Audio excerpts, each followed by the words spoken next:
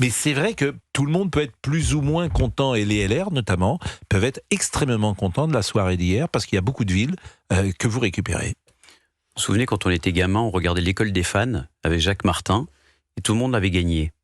C'était la même chose hier soir. Tout le monde disait qu'il avait gagné. Moi, je ne suis pas pleinement satisfait des résultats d'hier, même si effectivement on a gagné quelques communes. Mais on a gagné en fait en restant soi-même. On a gagné en ne se mettant pas dans des combinaisons d'arrière-boutique avec les extrêmes. Je regarde ce qui s'est passé par exemple à Toulouse, à Brest, à Limoges, à Besançon, à Clermont et dans bien d'autres communes, où la gauche prétendument républicaine, la gauche d'Olivier Faure qui nous avait dit qu'il ne ferait pas d'accord avec l'extrême gauche, s'est en fait levée dans des combinaisons avec la France insoumise qui est racialiste, qui est antisémite et qui est wokiste. Et non seulement ils ont eu le déshonneur, mais en plus ils ont eu la défaite. Parce que ça a permis précisément à la droite de l'emporter. Donc moi je pense que hier c'était la victoire des gens sincères, des gens qui ne se compromettent pas. Et en fait quand la droite est offensive, républicaine, sans forcément être extrémiste, sans forcément s'adonner à des combinaisons dans l'arrière-boutique, ça marche. Alors vous parlez de combinaison d'arrière-boutique, et c'est pas exactement le terme, me semble-t-il. Des accords de la honte entre LFI et le PS ? Non, cela vous avez raison, voilà. Mais dans votre camp. Et en plus ils n'assument même pas parce qu'ils appellent ça des fusions techniques, alors qu'en fait ce sont des accords politiques. Non, mais ce qui m'intéresse, c'est pas le camp des autres, d'une certaine manière, dans notre discussion, il y a la concurrence, c'est le match. Voilà, ce qui m'intéresse, c'est dans votre camp. Et dans votre camp, il y a des passerelles aujourd'hui entre l'UMP et les RN. Il y a tellement de passerelles d'ailleurs que les anciens de l'UMP sont parfois passés au RN. Des LR. C'est-à-dire... Les LR. Les anciens... Aujourd'hui, c'est les LR, quoi. Oui, vous avez raison. Vous avez beaucoup de personnes qui ont travaillé avec vous. Franck Alizio, il a travaillé avec vous. Oui. C'est pas un fasciste. Non. C'est pas un extrême. En tout cas, il appartient au Rassemblement national aujourd'hui. Parce que, Pascal, il y a 10 minutes juste avant la pub, on parlait des 35 heures. Et vous disiez, la droite n'a pas eu le courage de supprimer les 35 heures. Je suis d'accord avec vous. Mais vous avez regardé le programme du Rassemblement national et de M. Alizio ? Vous avez vu ? Vous avez vu la retraite à 60 ans ? Vous pensez qu'on peut décemment dire à tous ceux qui nous écoutent et qui nous regardent qu'on peut uniquement travailler jusqu'à 60 ans et qu'après c'est l'État qui paye ? Quand ils refusent une contrepartie au versement du RSA, c'est-à-dire ils n'équilibrent même pas les droits et les devoirs, ça vous va, vous, Pascal Praud ? Quand ils disent qu'il faut plus de fonctionnaires, ça vous va, vous, Pascal Praud ? Alors qu'on a 5,5 millions de fonctionnaires et qu'en réalité, l'urgence, c'est surtout de baisser la dépense publique et de rationaliser les choses. Moi, ça ne me convient pas. Pourquoi est-ce que j'irais m'allier avec quelqu'un qui est en réalité socialiste sur le plan économique, alors que moi, je suis libéral sur le plan économique ? Alors, j'entends ce que vous dites, mais à cet argument, j'ai dit toujours la même chose, la phrase de Raymond Aron, le détestable ou le préférable. Le vote, c'est le détestable ou le préférable. Effectivement, on n'est pas à 100% d'accord avec celui pour qui on vote. Simplement, on choisit entre le détestable et le préférable et non pas le bien et le mal. Et on va prendre l'exemple de Marseille, parce qu'il est intéressant. Votre candidat, Martine Vassal, elle se maintient. Elle n'a aucune chance, absolument aucune chance de gagner. Aucune chance. Bon. Elle se maintient. Est-ce qu'elle a fait perdre Payan ? Je ne sais pas. Mais la question que ça vous pose à vous, qu'est-ce que vous préférez ? Vous préférez Payan ou vous préférez Alizio ? Et en vous maintenant, vous ne choisissez pas. Alors que si vous vous retirez, je ne vous dis pas d'être avec le Rassemblement national, je ne vous dis pas de partager le même programme, mais vous faites un choix, vous dites je préfère Alizio à M. Payan. Et ce choix-là, vous ne le faites pas. D'abord, moi, je préfère voter en fonction de mes convictions avant de voter tactique, avant de voter stratégique. C'est une question de principe. Moi, je vote pour celui que je préfère, pour les idées qui me conviennent le mieux. Avant de me dire, oh là là, attends, je vais pas voter pour celui que je préfère parce que je vais voter pour le moins pire afin d'éviter le pire du pire. Non mais attendez, c'est joli. Non, c'est joli, mais je suis citoyen. Oui, d'accord, mais moi j'essaie de voter pour celui que je préfère. Épargnons-nous ça, il se trouve que Martine Vassal... Vassal... Non mais je vais pas vous faire langue de bois. Venons-en à Marseille. Martine Vassal nous avait dit qu'en réalité il fallait absolument qu'elle se maintienne pour avoir des élus au conseil municipal de Marseille pour pouvoir ensuite exister au sein de la métropole.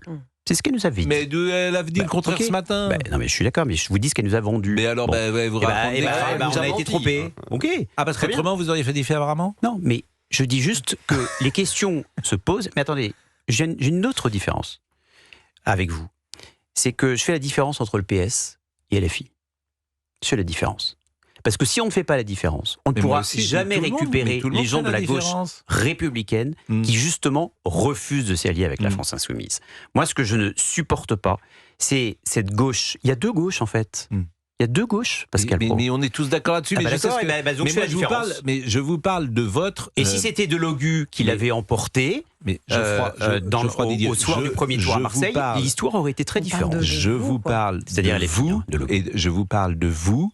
Quand j'entends Christophe Larcher, pas Christophe Larcher d'ailleurs, Gérard Larcher. Christophe Larcher, c'est un journaliste. Christophe Bordet, il y a Gérard Larcher. Non mais Christophe Larcher, était un journaliste. Christophe Larcher est toujours d'ailleurs un journaliste. Quand je vois Gérard Larcher, aussi, en fait. Quand je vois Gérard Larcher, quand je vois Monsieur Barnier, quand je vois également qui est monté au créneau après la phrase de Bruno Retailleau, le célèbre Xavier Bertrand, qui devrait se présenter, à mon avis, à gauche. Je pense qu'il ne faut pas qu'il reste chez vous. À mon avis, il serait mieux au Parti Socialiste. Quand Monsieur Retailleau dit simplement « je ne vais pas donner mon avis sur Nice » et qu'il se fait rattraper par la patrouille, par tous les chefs à plumes des LR, effectivement, Monsieur Ciotti correspond plus, me semble-t-il, à la sensibilité LR et à la sensibilité de droite que la campagne de deuxième tour de Christian Estrosi, et que Bruno Retailleau, il est simplement raccord avec les électeurs des LR quand il prend cette position-là. C'est comme ça que je l'analyse. Oui, alors la situation de Nice, elle est un peu singulière, parce que les deux, Christian Estrosi et Éric Ciotti, viennent de chez nous, les Républicains. Les deux étaient tellement d'accord ensemble pendant de longues années que l'un travaillait pour l'autre. Bon, donc, oui, mais c'est Chirac quand même c'est l'histoire de la droite. Ok, oui, d'accord. Mais donc, il n'y en a pas un qui est l'enfer et l'autre, ou le cauchemar, et l'autre qui est le paradis. C'est quand même plus compliqué que ça. Bon. Après, Christian Estrosi a fait une campagne qui, effectivement, nous ressemblait moins dans l'entre-deux-tours. Mais on avait quand même fait le choix, assumé, les Républicains, de faire un accord national avec Horizon, c'est-à-dire avec Édouard Philippe, et qui consistait à soutenir Christian Estrosi plutôt que d'Éric Ciotti. Mais pourquoi ? Parce que la politique, Pascal, c'est aussi une question de comportement. C'est aussi une question de comportement. Parce qu'on est aussi fait de chair et d'os. Et la manière dont Éric Ciotti nous a quittés sans prévenir personne, n'a même pas d'ailleurs permis le débat qui aurait pu exister, qui aurait pu être légitime, de la question de savoir si les Républicains devaient s'allier ou pas avec le Rassemblement national. Moi, j'ai pas de débat tabou. Non. Après, on peut le trancher, on peut être d'accord ou pas d'accord. Mais il a même pas autorisé ce débat parce qu'il s'est barré du jour au lendemain, forcené dans son bureau. Comment voulez-vous que les gens le suivent ? On ne fonctionne pas comme ça. Le comportement d'Estrosi entre les deux tours, il n'est pas terrible non plus. C'est bien pour ça. Parce que vous soutenez quand même, vous avez soutenu un candidat qui a essayé d'aller faire campagne auprès des musulmans qui se réunissaient donc à l'occasion de la fête du Ramadan et de la fin de la fête du Ramadan. Il s'est fait refouler. Donc il est allé là, il est allé dans les quartiers difficiles où il ne va jamais le reste du temps parce qu'on ne sait jamais, une petite voix par-ci, une petite voix par-là. Excusez-moi, mais c'est un peu gênant. C'est un peu gênant. Les musulmans sont des Français comme les autres. Non mais bien sûr. Oui, mais bon, il faut quand même le rappeler, le préciser juste. Et deux, il faut être constant. Il y a tous les il faut être constant. Pascal m'appelle et me demande la constance dans ses convictions. On ne lâche pas les gens en race campagne sous prétexte qu'ils vont perdre, c'est juste ça. Restez avec nous et c'est avoir des principes aussi.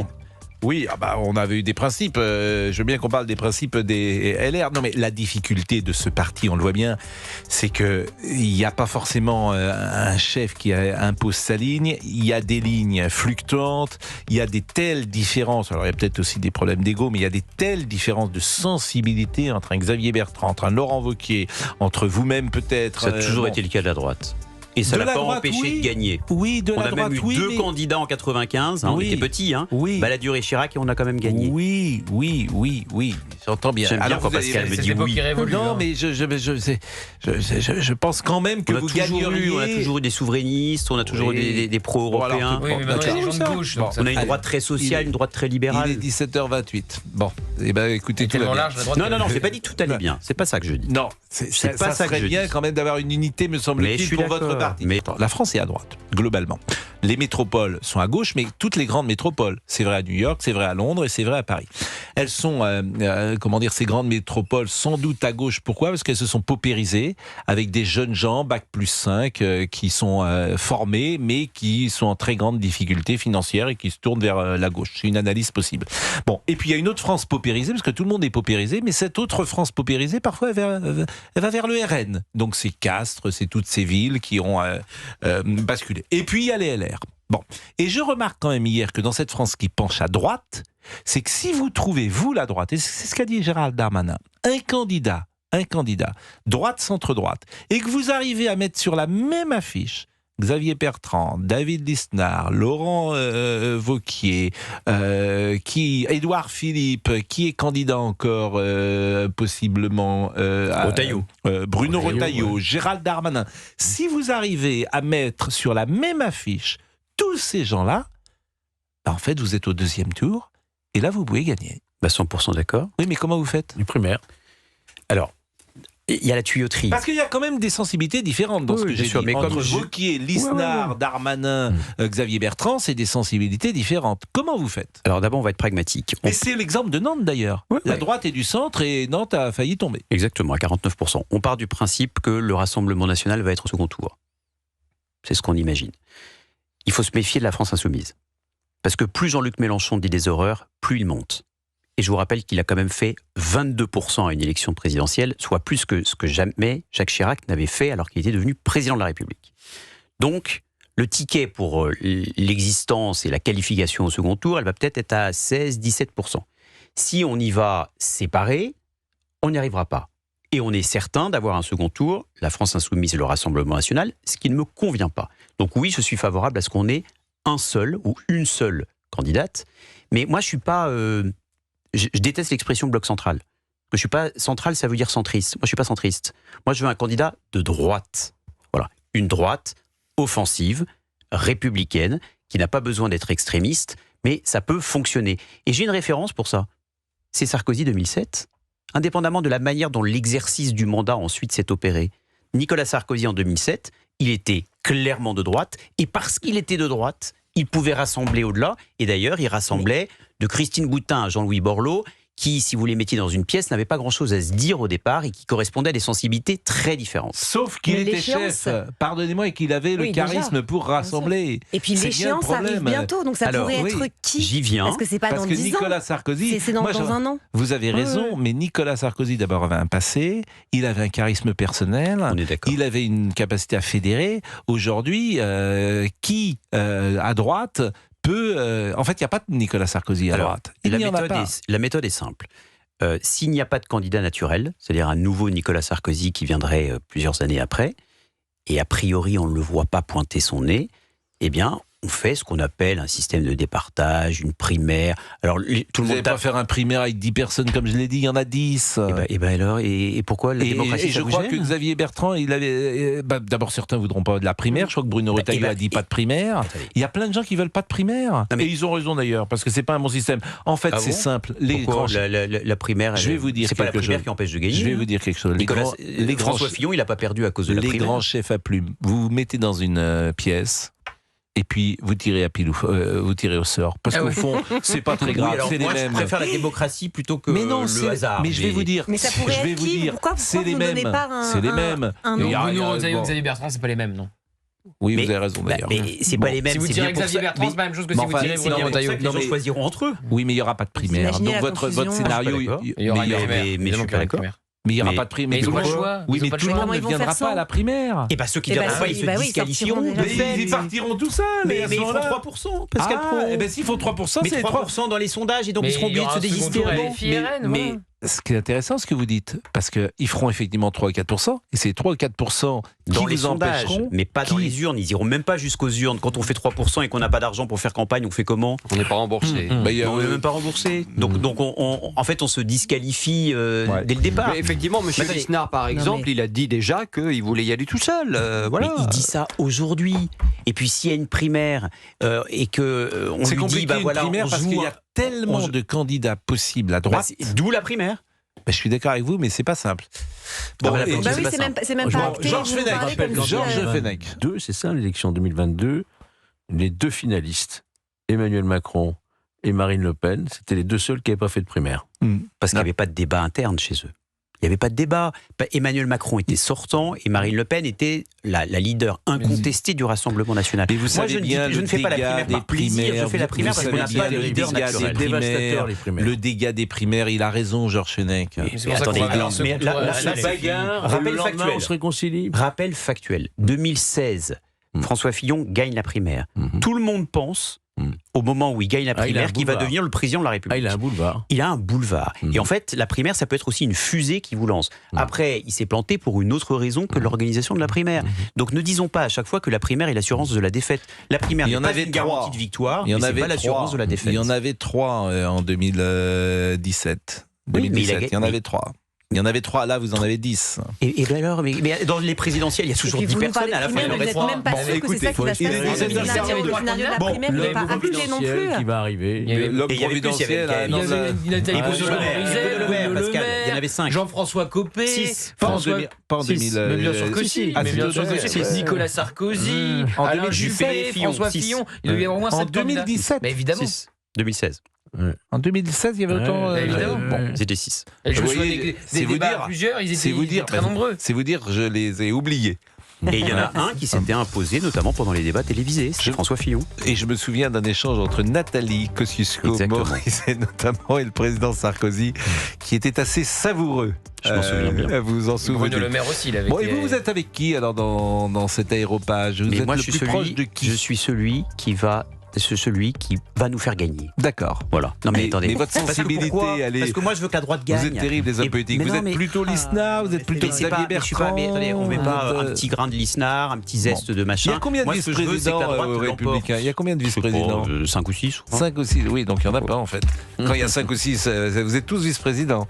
Mais il y a plusieurs chroniqueurs à Europe 1. Oui, il n'y a qu'un présentateur. Il y a un chef. Nous, il nous faut juste le chef. Mais je vous donne une méthode pour le trouver. Bon, allez, on va parler de Céline Dion. Vous aimez Céline Dion ou pas? Oui, j'aime bien. Bon, Céline Dion va venir à Paris. J'aimais bien la cérémonie des JO là, sur la Tour Eiffel. Vous avez bien aimé la cérémonie des JO? Non, j'aimais bien Céline Dion. C'était quand même la surprise, vraiment. Il est taquin, Pascal Pro. J'ai pas dit que j'ai aimé toute la cérémonie des JO. J'ai bien aimé Céline Dion, la cérémonie des JO, perchée sur la Tour Eiffel.